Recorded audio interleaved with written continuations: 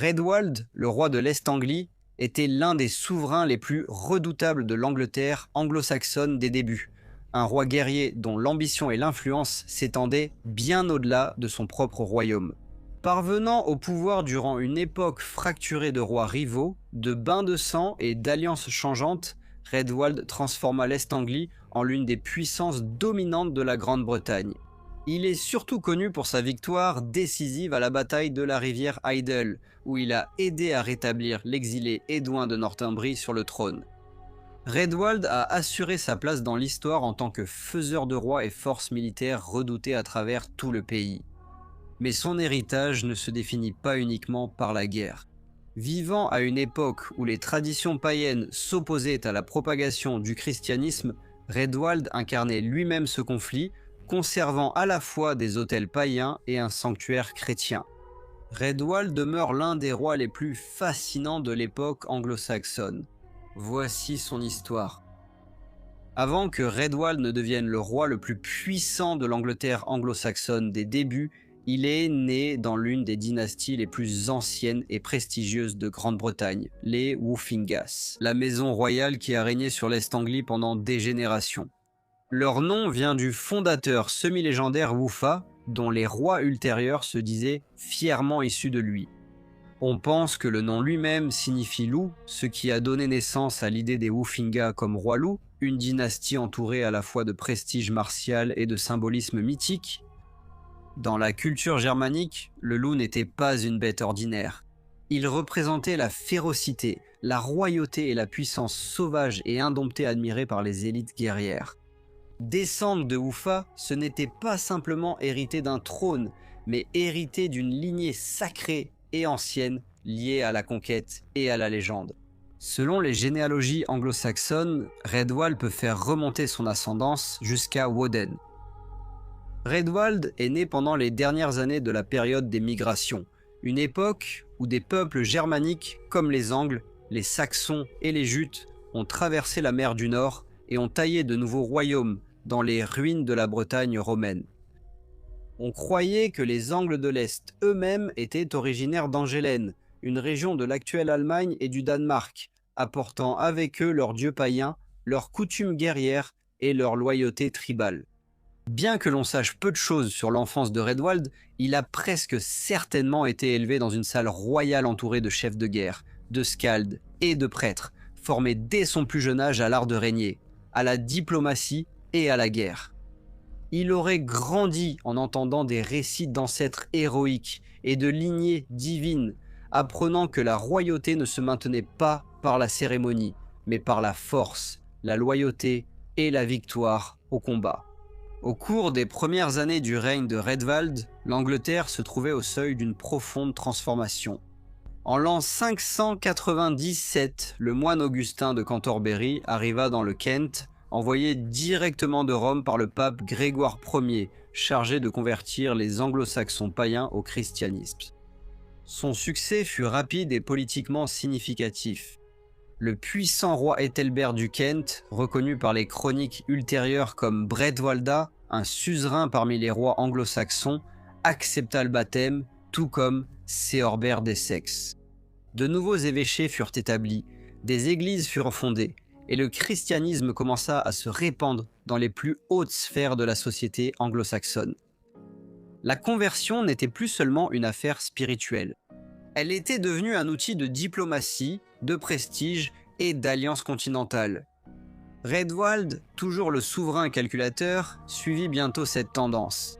Selon Bede, il fut baptisé dans le Kent, probablement sous le patronage d'Ethelbert lui-même, peut-être vers l'an 604. Sa conversion était presque certainement autant politique que religieuse. En acceptant le baptême, Redwald a renforcé ses liens avec le Kent, alors le royaume le plus influent du sud de l'Angleterre, tandis que son mariage avec la maison royale d'Essex a encore consolidé ses alliances avec les puissances voisines. Grâce à ces liens, l'Est-Anglie a été intégrée dans un réseau chrétien émergent qui reliait les rois anglo-saxons non seulement entre eux, mais aussi à Rome elle-même. Contrairement à d'autres souverains qui ont pleinement adopté la nouvelle foi, il a refusé d'abandonner les dieux de ses ancêtres. Bede rapporte dans un passage célèbre qu'après être retourné en Est-Anglie, Raedwald a maintenu 2 autels dans ses temples, l'un dédié au Christ et l'autre aux anciennes divinités païennes. Ce compromis a probablement été influencé par une forte opposition au sein de sa propre cour. Sa reine, ainsi que des conseillers et prêtres païens, auraient réussi à le persuader de ne pas abandonner complètement l'ancienne religion. Pour l'aristocratie guerrière de l'Est-Anglie, les dieux ancestraux étaient profondément liés à la royauté, à la légitimité et à la victoire au combat. Les abandonner complètement aurait pu sembler politiquement imprudent, voire dangereux. L'ambiguïté religieuse de Raedwald reflétait également son indépendance politique. Bien qu'Ethelbert ait détenu une grande autorité en tant que Bredwalda, Raedwald semble avoir conservé le commandement militaire sur son propre peuple, ce qui suggère que l'influence du Kent sur l'Est-Anglie était limitée par rapport à son contrôle plus strict sur les sexes. Certains historiens soutiennent que cela était délibéré. Se soumettre entièrement au christianisme du Kent aurait pu impliquer une soumission à la suprématie du Kent. Raedwald était prêt à accepter le prestige du christianisme, mais pas la subordination qui pouvait l'accompagner. Cet équilibre précaire valut à Raedwald des critiques de la part d'auteurs chrétiens ultérieurs, en particulier Bede, qui le considérait comme un souverain ayant compromis la pureté de la foi. Au début du 7e siècle, le nord de l'Angleterre était dominé par le redoutable roi guerrier Æthelfrith de Northumbrie, un souverain dont l'ambition et le génie militaire avaient uni la Bernicie et la Deira pour former une puissance northumbrienne émergente. Pour assurer cette union fragile, on pense qu'Æthelfrith a épousé Aka de Deira, la sœur du prince exilé Edwin de Northumbrie, mais ce mariage n'a pas effacé la revendication d'Edwin au trône. Tant qu'il vivait, il restait un symbole dangereux autour duquel les ennemis d'Æthelfrith pouvaient se rassembler. Déterminé à éliminer cette menace une bonne fois pour toutes, Æthelfrith a traqué sans relâche Edwin à travers les royaumes anglo-saxons. Edwin finit par fuir vers l'est, à la cour de Raedwald, le roi de l'Est-Anglie, un souverain suffisamment puissant pour façonner la Northumbrie elle-même. Raedwald accueillit Edwin avec honneur dans sa maison, lui accordant l'asile parmi ses compagnons royaux et jurant de le protéger. Cet acte n'était pas anodin. Dans la culture guerrière germanique, l'hospitalité était sacrée et la parole d'un roi engageait son honneur. Mais lorsque la nouvelle de la présence d'Edwin parvint à Æthelfrith, le roi de Northumbrie chercha à mettre cet honneur à l'épreuve. Il envoya des émissaires à Raedwald, porteurs de cadeaux en argent, offrant des richesses en échange de la mort d'Edwin. Raedwald refusa. Une seconde ambassade arriva, puis une troisième, chacune apportant des récompenses plus riches et des menaces plus sévères.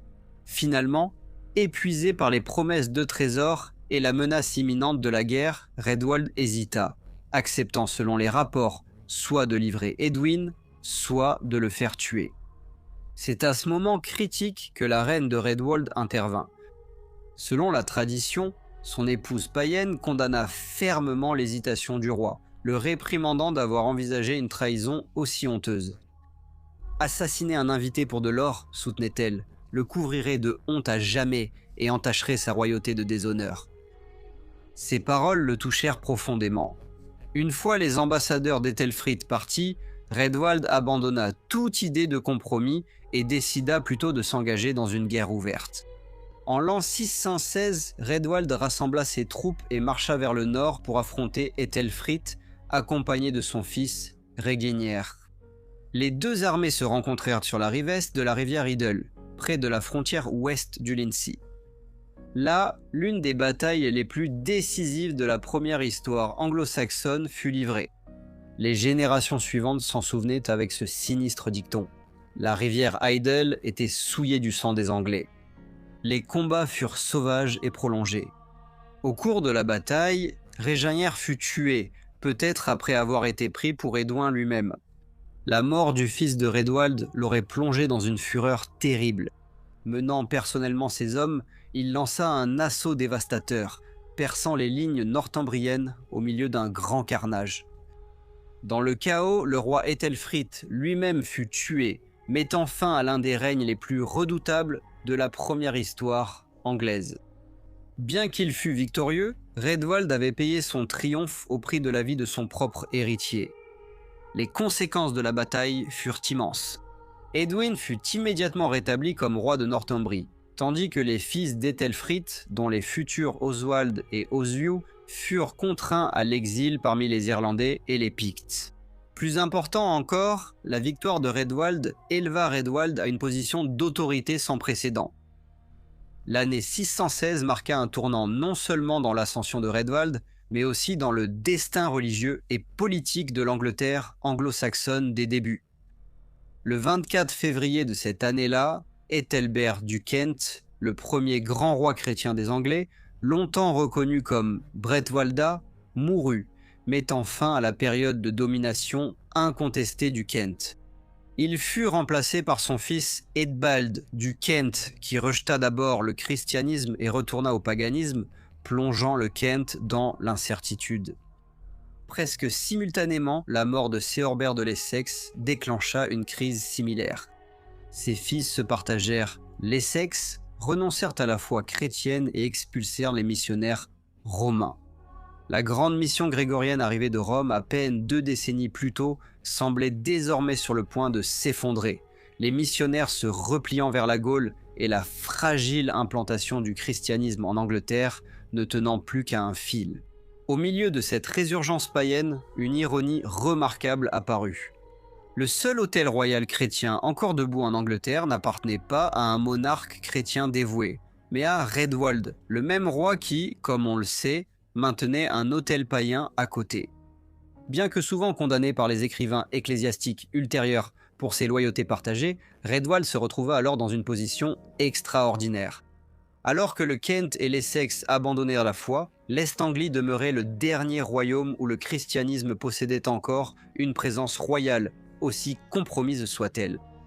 Au moment de la mort de Redwald, la mission du Kent finirait par se rétablir et le christianisme retrouverait son élan. Mais durant cet intervalle critique, le destin de la nouvelle religion en Angleterre reposait, aussi paradoxal que cela puisse paraître, entre les mains d'un roi à moitié païen.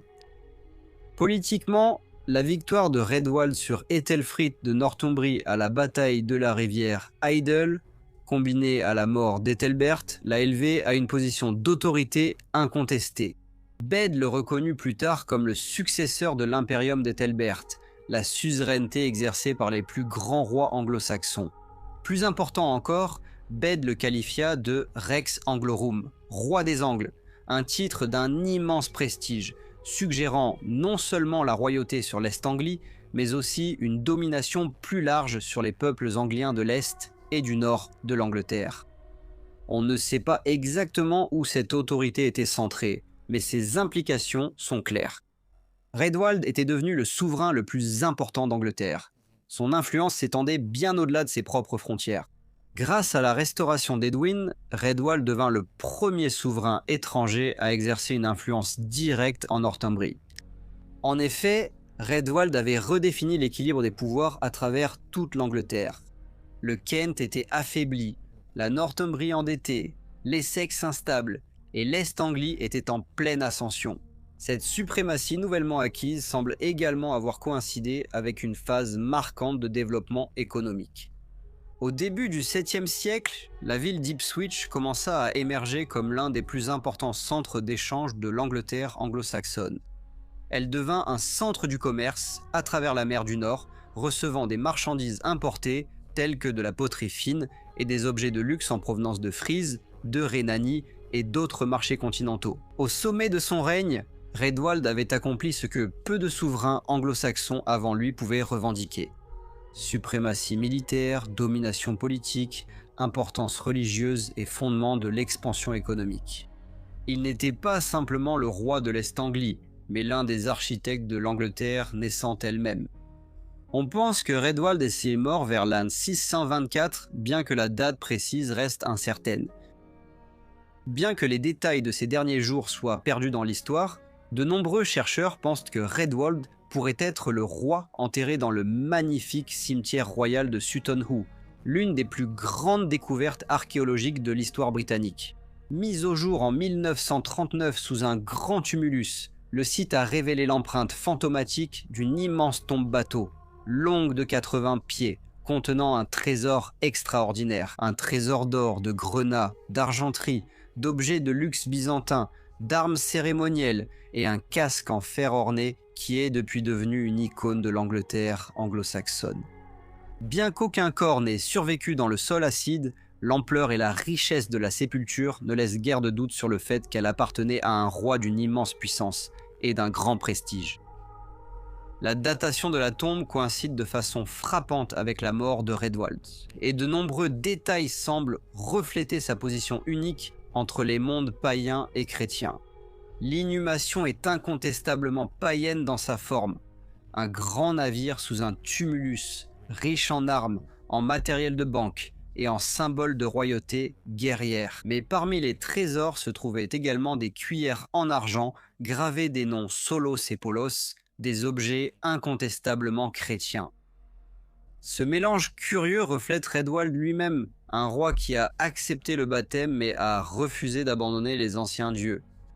Son célèbre casque lui-même présente des guerriers dansant, une tradition parmi l'élite païenne. Si Sutton Hoo est en effet son lieu de repos, cela sert de monument parfait à un souverain suspendu entre deux époques, un pied dans le passé héroïque païen, l'autre dans l'avenir chrétien naissant de l'Angleterre. Il fut succédé par son fils Æthelwold d'Estanglie, qui hérita d'abord du trône en tant que païen, mais se convertit plus tard au christianisme sous l'influence d'Edwin de Northumbrie. À bien des égards, Redwald fut un roi de transition, le dernier grand chef de guerre païen et l'un des premiers monarques chrétiens d'Angleterre. Il fit de l'Est-Anglie une grande puissance, humilia la Northumbrie, influença le destin de royaumes bien au-delà de ses frontières et fut peut-être inhumé dans la sépulture la plus riche jamais découverte dans l'Angleterre anglo-saxonne. Guerrier, faiseur de rois, suzerain et symbole d'une époque de transformation, Redwald reste l'une des figures les plus intéressantes et fascinantes des débuts de l'histoire anglaise. Je tiens à adresser un immense merci à tous mes membres. Votre contribution rend vraiment possible la réalisation de toutes ces vidéos. Un remerciement tout particulier à Stéphanie Hasson, The Rizalux et John Sides. Si vous avez apprécié la vidéo, n'oubliez pas de liker, de vous abonner et de partager. Et je vous retrouve très bientôt pour un autre History Profile.